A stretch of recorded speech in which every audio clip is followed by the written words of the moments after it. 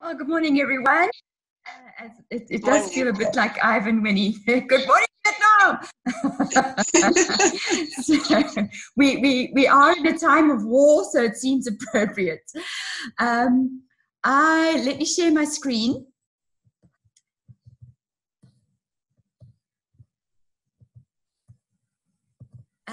So this slide I posted as a response, as a follow-on from yesterday, when we were talking about you reap what you sow, and we use the farming metaphor in terms of the seed, what kind of seed are you sowing, what kind of harvest are you reaping, what are you getting in return for what you are putting into your mind.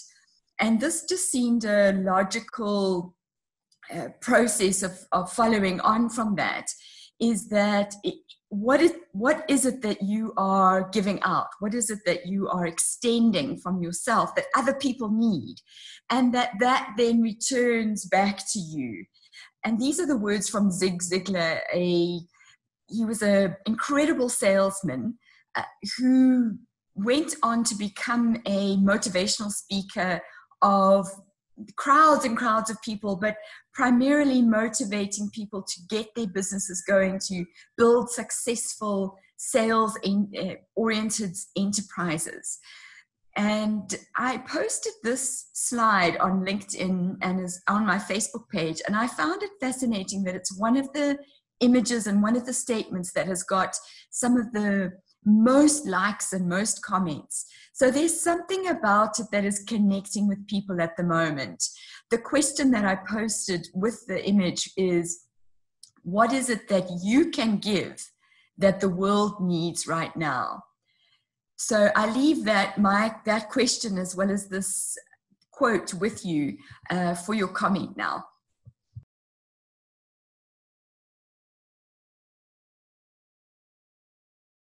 Great, thanks, Lee, for kicking that one off. Yeah, I think it's an interesting statement, because a lot of people, well, maybe generalizations are a bad thing, but sometimes people develop a product or service because they believe it's a great product or service, and they haven't actually found the market for it yet. And I think what Zig is saying here is find the market, then develop the product and or service to suit that market, and you'll get what you want. So I really love this particular quote of Zig's, and I think it's an interesting one to chat about with people who are in business. So who'd like to pick up on that? Yes, Herman. I've got quite a cynical kind of response based on certain experiences. If I look at various Facebook groups, and there are some which are massive, and if you share with them an article that points out what is wrong in the country, you get 500 likes. If you come out with something inspirational and ask people, what can we do together? For example, I made a proposal, let's become a nation of mentors, because that's what we need in this country. And you may get 5 likes. Yet, I mean, we know what is wrong with the country. We don't have to talk about it, but that is where the people are focusing on. So sometimes I really question my own involvement, my own sanity, and say, why should I carry on with doing things like that? I do it despite of that, but still, I wanted to throw in a curveball, because that's one of the experiences I've made, particularly on kind of encouraging people to engage and forget about what is wrong, but rather look at the solutions and work towards them. Thanks. Great, thanks, Herman. And I think that ties back very nicely to our discussions of yesterday about what you're sowing, and unfortunately, because the majority of people are driven by external forces, media, advertising, social media, the majority of people's thinking is negative, and that's why they tend to respond and react to the negative, because they're not actually thinking for themselves. They're allowing themselves to be driven and motivated by the external. They're not putting up those filters and those barriers to the nonsense that is out there and looking for the positive. So I agree 100% with you. So often the reactions and the responses and the views to the negatives are far outweigh those to anything that is positive. And I think it's, for me, I think it's simply down to that fact. So I'd be interested to hear what others have to say. Trevor, yeah. So just taking on from where Herman left off, it sparks in my mind that I believe that leadership is one of the toughest of personal enterprises you can ever enter into. And what Herman seems to be touching on for me is a leader recognizes things that the rest of the market doesn't really recognize, and you have to have patience. And I'm thinking about this wisdom's, just what we're doing on this particular forum. I would love to see, and where my patience is going to be on the development of this, is I want to see 1,000 of us connect, then 10,000, then 100,000, then 1 million. But I know exactly what I'm confronted with is exactly what Herman said, that it would be far easier to actually promote negative information than it is to actually promote positive information. And when Ziegler turns around and says, listen, find out what people really want and then give it to them, then you can get everything in life. That, I think, is the classic challenge of everyone in business. How do I actually develop something that people actually want and will jump at it in an instant and pay us $1 a month times 1 million people? That's what I wrestle with every day. Thanks, Trevor. Look, when I once asked the question, let's do something, and the answer came back, what can we do? And that's when I said, let's become a country of mentors. And then reaction was, how do we do that? So I started writing a series of posts about mentoring, really starting from mentoring A to eventually get to mentoring Z. And in the beginning, there was an interest, and eventually had 3 people carrying on reading what I wrote about mentoring. Now, the question I want to raise, and I think this is the right circle, how do we really overcome that? Because as that people ask the question, what can we do? I said, do mentoring. Are you interested? Yes. Okay, I will write about it. And then it fizzles out. Now, I'm not one who gives up quite easily, but sometimes you really say, you know what? I'm 82 years of age. Why don't I put my legs on my desk, read interesting books and watch a couple of movies and forget about the rest, because in a couple of years I'm gone anyway. So what can we collectively do to get wisdoms out there, to get mentoring out there, or whatever else could benefit or could create well-being for the whole? Thanks. Thanks, Herman. Yes, Ian. Yeah, it's interesting, picking up from yesterday, you can't motivate people. And the reason that you can't motivate people is because you have no control over the way people think. I'll give you an analogy. About 8 or 9 years ago, I was riding my bicycle down Cedar Road, went around a corner, hit some sand, and I went down, and I couldn't get unclipped fast enough. And unfortunately, I landed on the curb and I cracked my femur in 2 places. So 6 hours later, I was in surgery. Orthopedic surgeon put 2 pins into my leg, gave me a set of crutches, and off I went home. So for the next 6 weeks, my body did the repair, not the orthopedic surgeon. All he did was set the scene, and my body did the repair. So when you get to people, we motivate people. You can't motivate people, but you can create the environment. And I think that what's happening here with this forum is that it's starting to create an environment to get people to start thinking about things and start working through the process themselves to change the way they think. Of course, once they start changing the way they think, the next thing in order for it to happen is there need to be some action.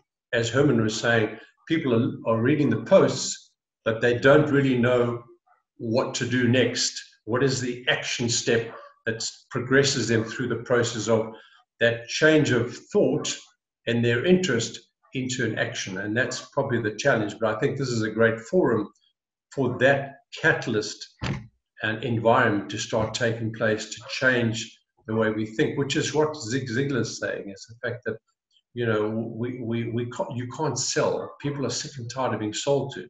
So you kind of say, well, what can I do to help people that will in turn help me? So it's an interesting thought.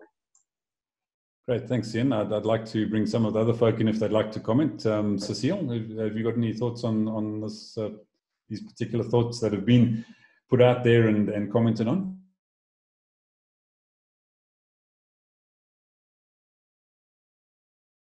Sorry. Well, I'm unlike a lot of you. I'm really not in the mentoring arena, but I still feel that by being a positive, enthusiastic role model, people can follow you, not what you say, but what you do. So I try to live my life in that fashion.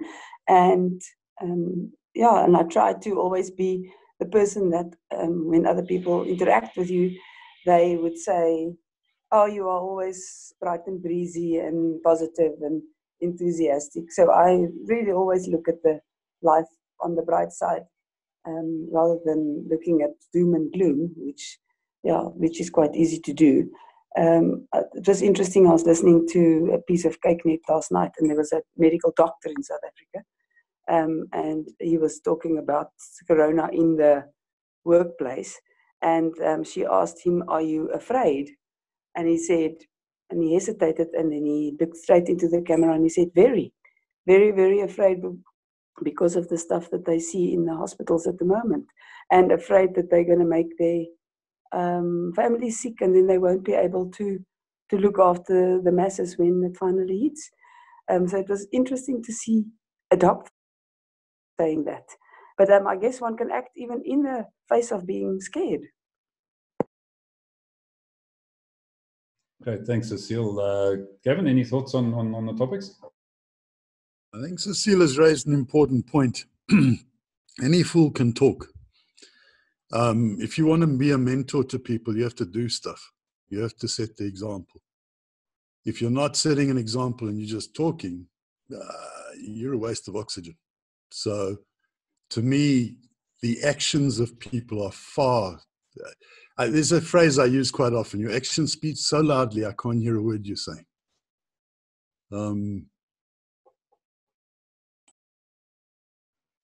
Thanks, Gav. Yeah, I think that's an interesting. Well, I mean, it ties in exactly to what Cecile was saying, and discussions we've had in earlier sessions about being a difference maker and actually showing by your actions what you're actually doing.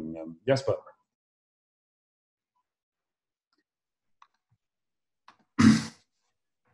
Hi there.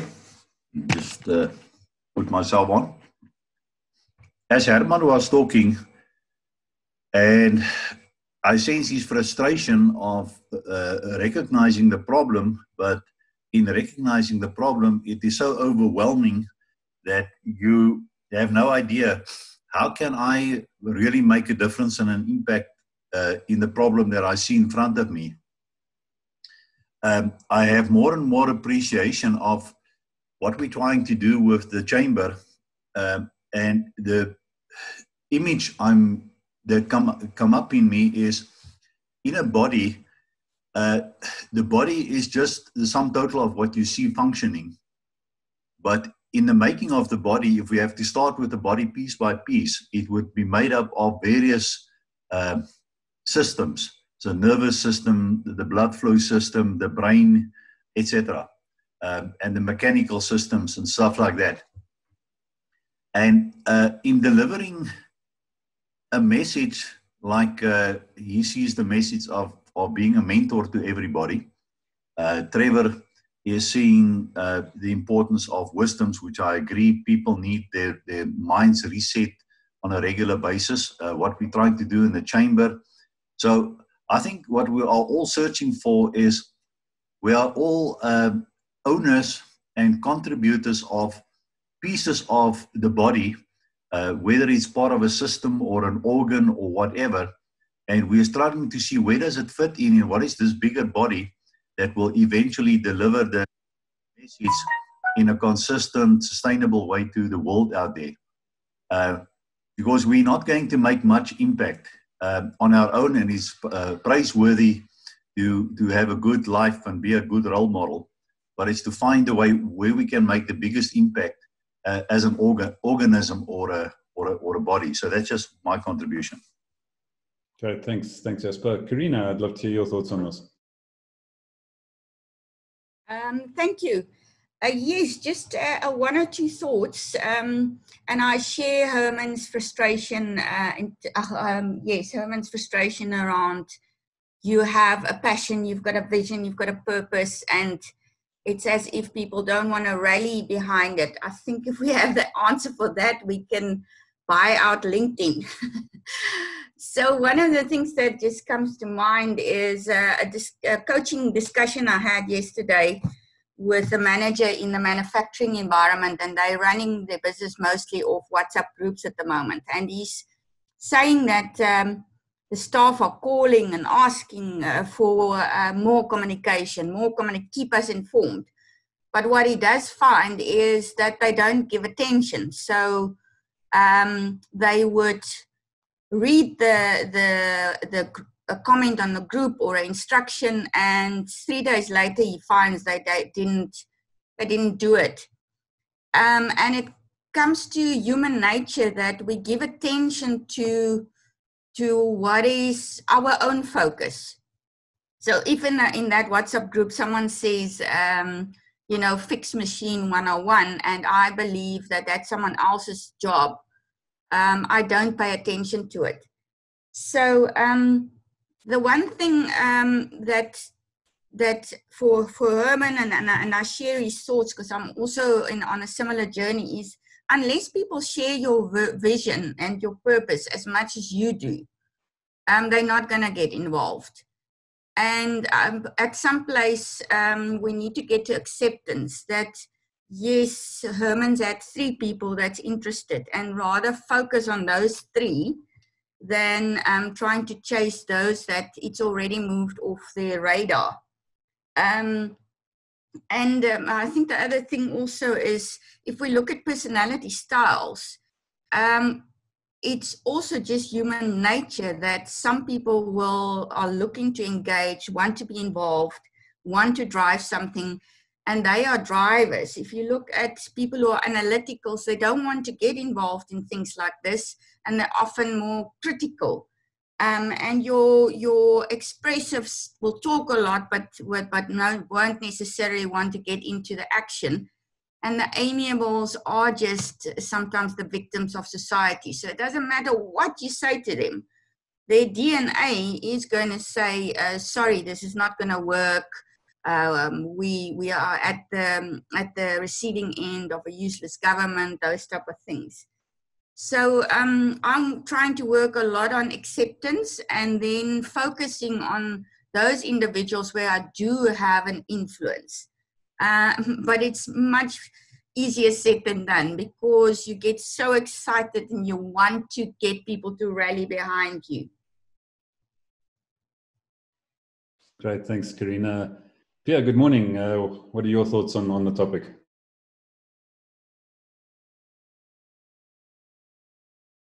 Morning, everyone.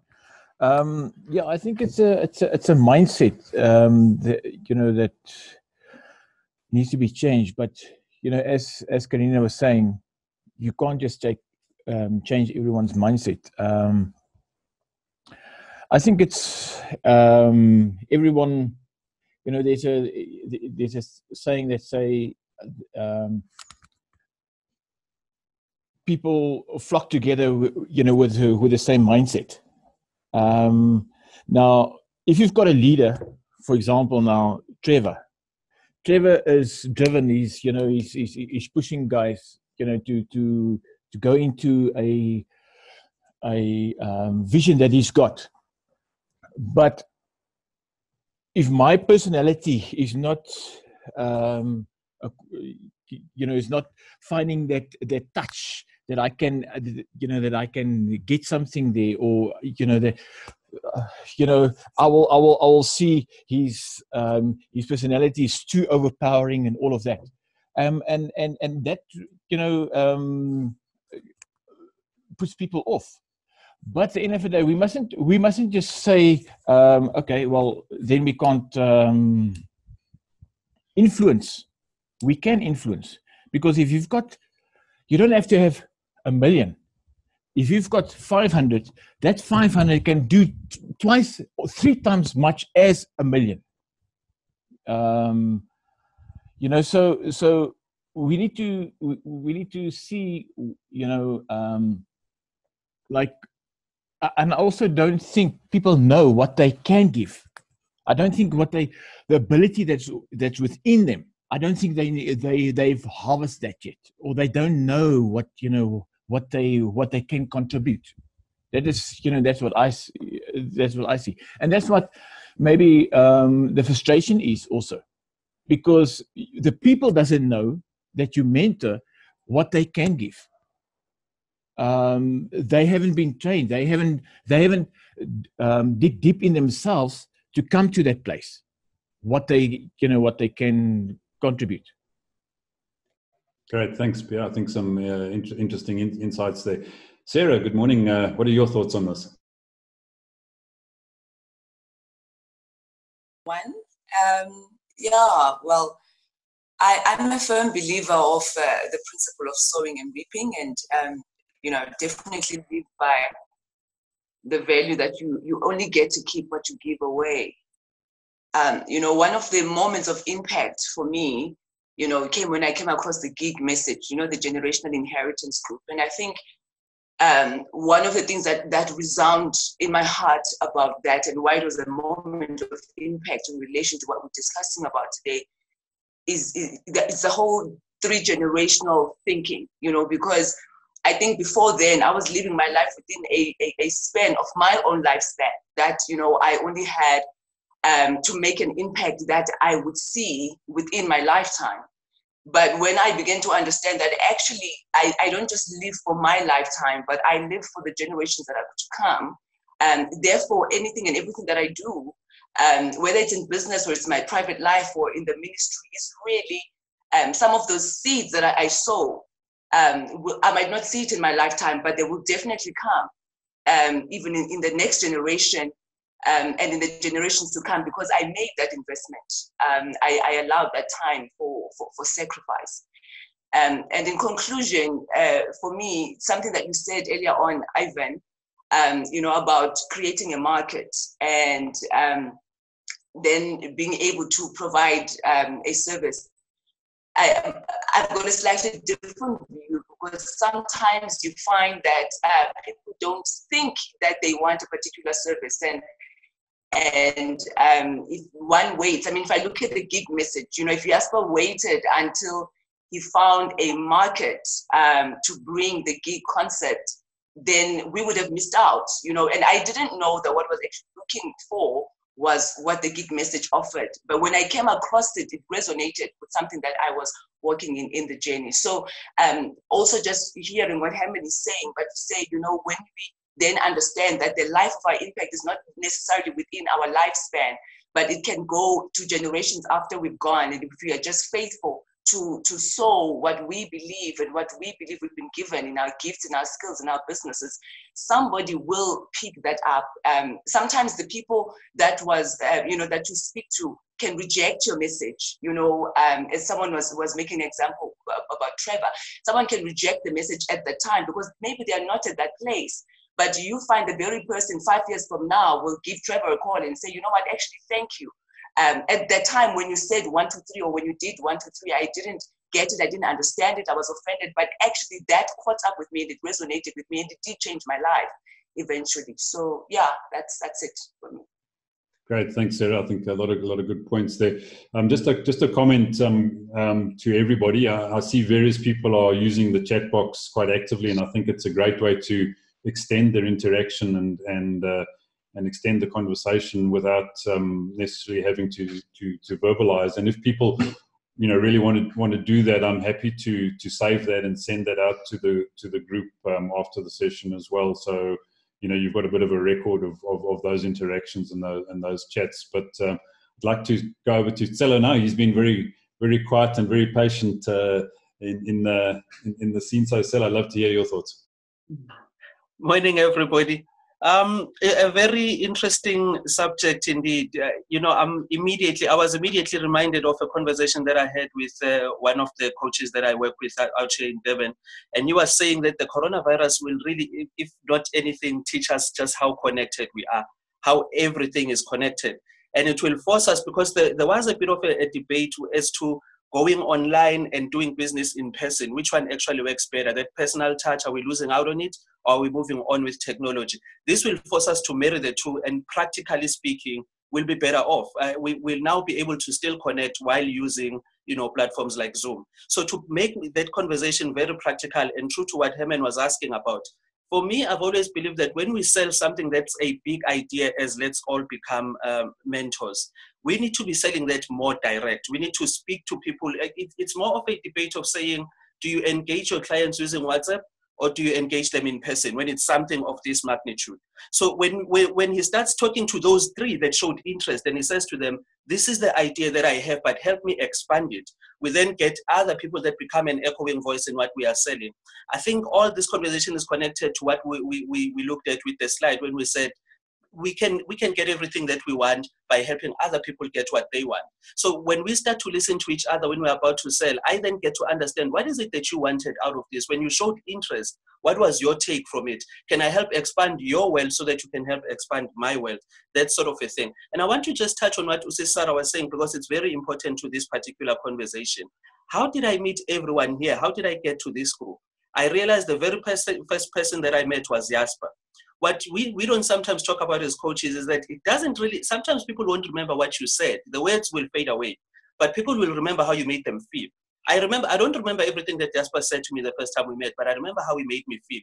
And as a result, now we are here today. So when we sell also, we must sell that feeling. We must follow that feeling, and we must understand that feeling and be able to work with that feeling.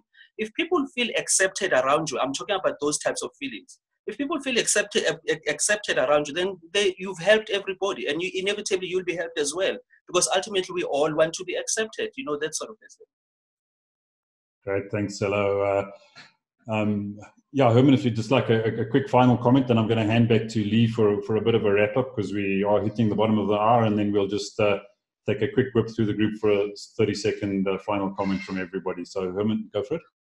Yeah, thank you very much. As I stated earlier, when I was throwing a curved ball, but by the same token, if I wouldn't believe in what I'm doing, I wouldn't carry on doing it at the age of 82, and I wouldn't be part of this group here at my age. So believe you me, I'm not giving up, and I'm carrying on, and I'm actually enjoying what I'm doing. Thanks. Fantastic. Thanks, Herman. An inspiration to all of us who are just a little bit younger than you. So, Lee, I'd like to hand back to you then. Such a rich and wonderful conversation. Thank you, everybody. Tomorrow, I'm thinking that we follow on by asking the question, what do people want? I think Sarah's raised a really important point about sometimes we need to anticipate what people want or look deeper. And it is about what Stella is saying, listening and understanding where people are and being able to respond to that. But there's also a deeper listening. And I think we're in a place now in where we are as a country, as a world, where really paying attention to what the world actually needs. And is it the same as what we had before, or is it something different? And if it's something different, what can we offer that is meaningful in this moment in time? So I think that's where we're going in terms of the conversation. Great, thanks, Lee. I think nice sum up there. And as I say, I'll just whip through the group very quickly just for a 30-second close off if there's any final thoughts. So let me start with Trevor. So as I'm listening, I keep looking at that picture of Zig, and I see him talking to crowds and crowds of people. And then both Nick and Ian mentioned they were on a forum of 87,000 people. To me, the hint is in those crowds. Why are they there? What are they looking for? And if we want to get into that market, we've got to try and analyze what these top speakers and motivators and mentors are actually doing, and we've got to role model some of their best qualities and best actions, I believe. Great, thanks, Trev. Cecile, some final thoughts from you? Yeah, it's true what Trevor just said. Last weekend, the whole weekend, I was also on a summit with 30 teachers from around the world that were teaching, and there were also hundreds of people, like 2,000 people on the summit, with 30 different speakers on different topics over the weekend. And yes, 80% of them said stuff that I was interested in.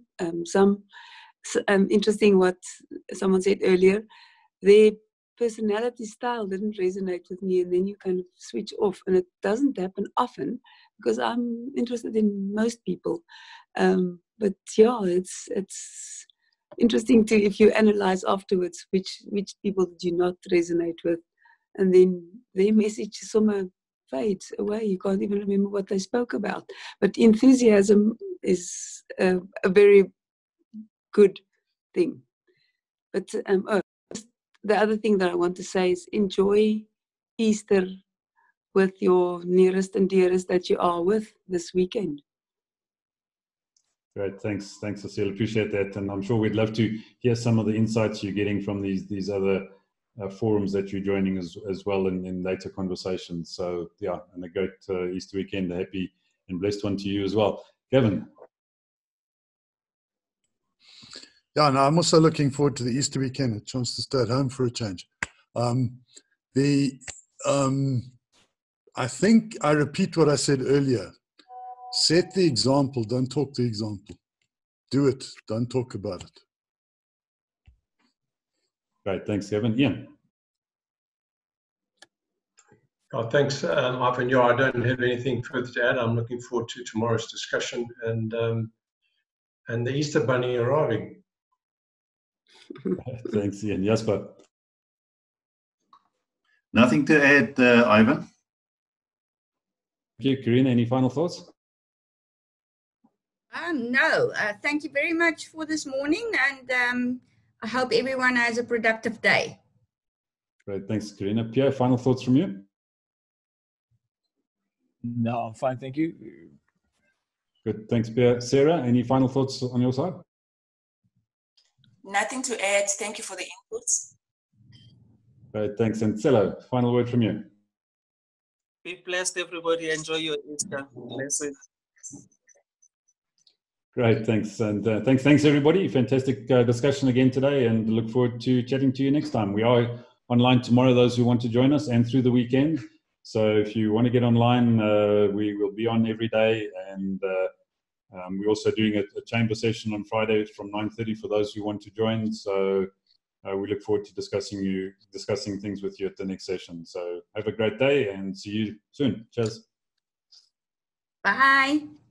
Bye. Bye. Cheers.